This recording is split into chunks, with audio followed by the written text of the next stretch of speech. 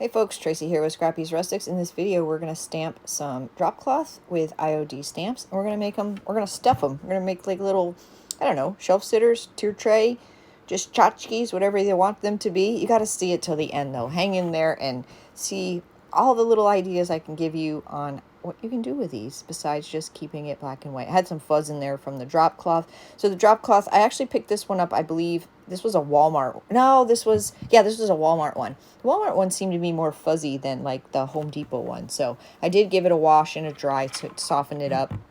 So that is the IOD Fruitful Harvest stamp. You may be able to find them. They're a 2-sheet. If you can find them, I would say snag them up because they are awesome.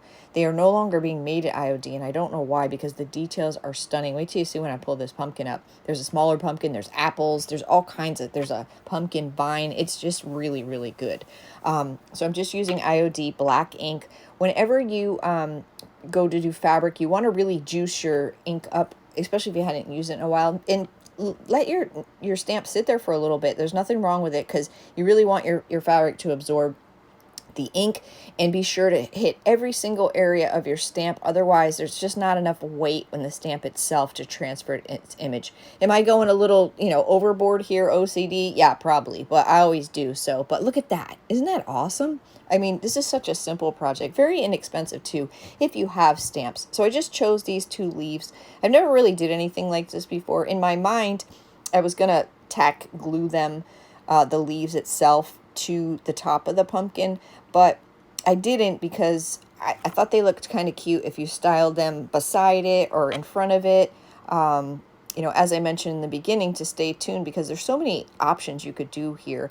You could use any type of fabric whatsoever. I do recommend using, what is it? Surebonder fabric glue. Y'all, that stuff is awesome. I've used it. It's the only glue I've ever used. It's you can go in your hot tool gun, and it just really stands up. I have a pillow that I made, like a lumbar pillow, and I literally use it every night to hold my head up to watch TV, and it's been a year and a half, maybe a little longer now, and it never came apart. There's no stuffing coming out. So I'm doing the same. You want to anchor it with one hand and get every little square inch with your other hand, just so you make sure it transfers correctly. But again, you could use any type of material you have on hand, an old sheet, a pillowcase, I mean, anything, fabric squares, whatever. IOD ink is Indian ink, so it's permanent once it's heat set. If you had any, if you wanted to make like napkins or, there's a whole thing out there. You could there's so many things you could do, curtains, and I could go on and on. But what you could do as well is if you had a color scheme going on, color theme, you could watercolor these in. You could color them with regular paint. And what you could do is, if obviously you can't get in between all those little lines, what you could do is paint your entire, paint the whole pumpkin, and you're not gonna be able to get it in between those little lines. So paint it. Once it's dry, turn around and stamp it again. So, or maybe even use a gray or a lighter color when you first stamp, then do your painting, and then go over your stamp again, but use a darker ink. So you'll bring in all those fine details again. So I have a little junky hot tool apparatus that I use just for my fabric, my Surebonder fabric glue, just because you don't want to waste it, and taking it in and out of your glue apparatus to use it for something else, just a pain in the neck. So it was just like a little $3 or $5 glue tool, and it works perfectly fine.